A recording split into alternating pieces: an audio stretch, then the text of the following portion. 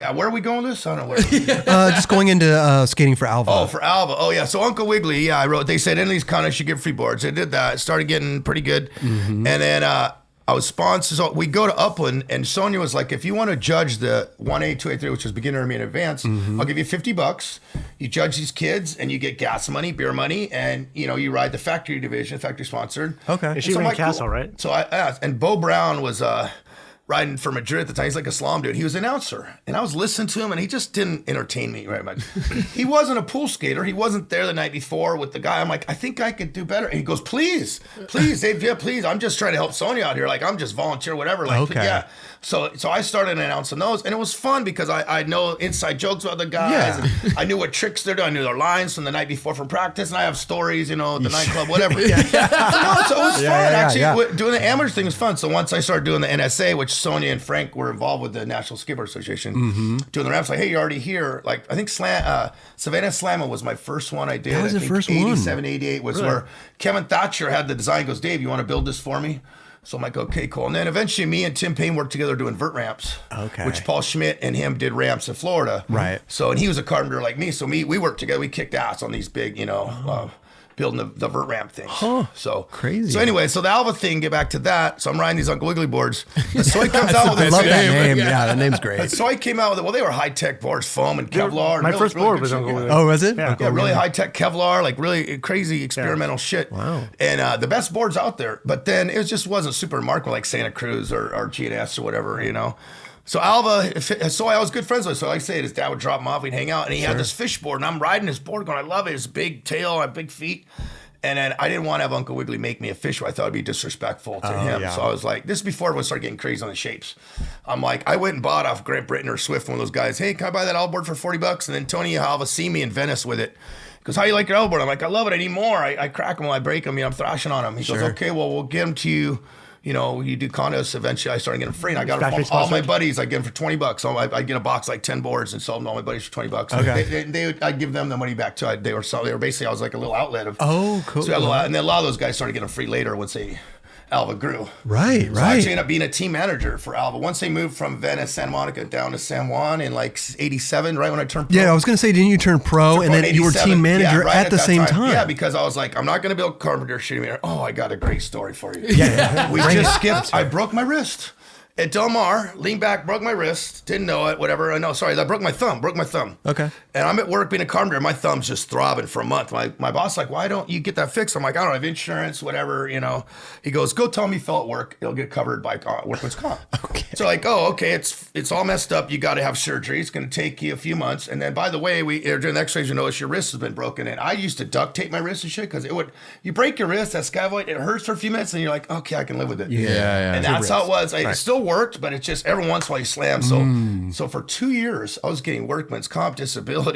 I'm about $224 a month. So now I start going to Brazil. I'm going to Europe. I'm going to Hawaii. I got all these crazy road trip stories for you of just basically like a semi-pro. I'm sponsored, but I don't have a job. So that's when I started doing the team manager thing was right. I never went back. From like 85, I think I was in a cast from 85, 7. Never went back to building houses. Right. You use your disability 85. money to skate. Yeah. Wait, did you just say you were in a cast from 85 to 87? On and off, because they were doing electronic stimulation, all this shit, kind of on and off, yeah. And do you still have your stuff from the hospital on? Yeah, fuck. Yeah. Well, no, this was just a couple days ago from last week. Yeah, hernia surgery. Yeah, hernia surgery. Yeah, whatever. So you're using. I'm with the band.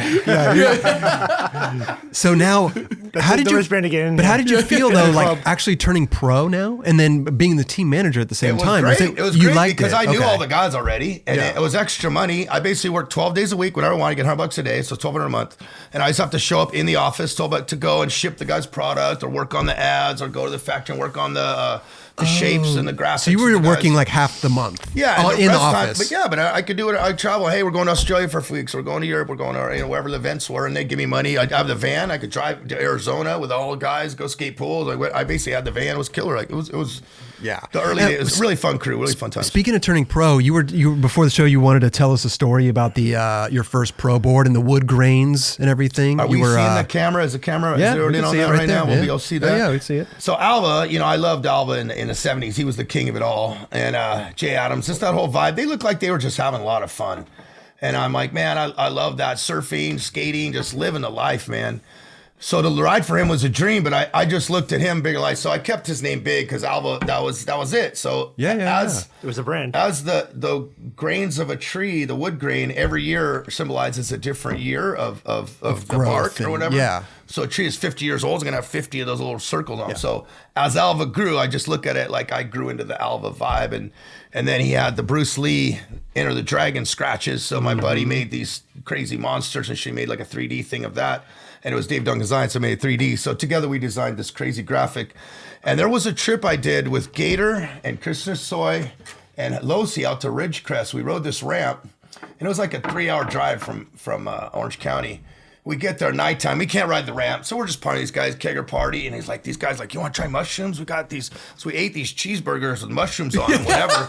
We had a wild, trippy night. Had a blast with these crazy dudes, and the sun starts creeping up in the morning.